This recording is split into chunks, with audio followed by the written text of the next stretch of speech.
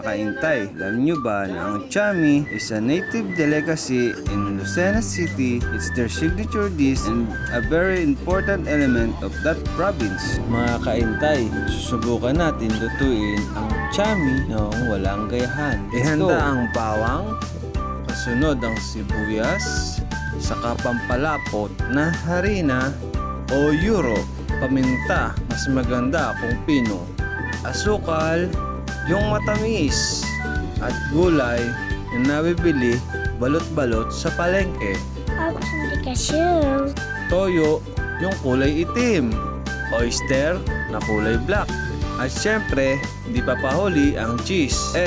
Mickey pala yung basa para masarap. At ihanda rin ang asin na puti at mantikang pinagpritusan ng galunggong.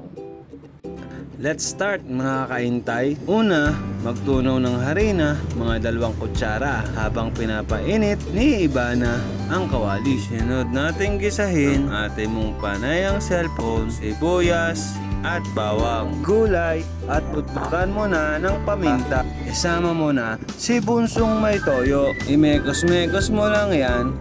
At kung luto na, ibuhos ang pinagpaguran mong lumalapot sa lain para hindi sumama yung buo-buo.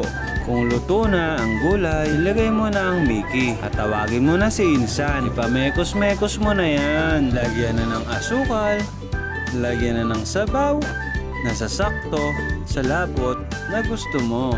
Mga kaintay, kung sa tansya mo ay sakto na ang lapot ng sabaw, timplahan mo na ng asin at pampalasa. Ihanda na ang kanin at ang kapares na isda.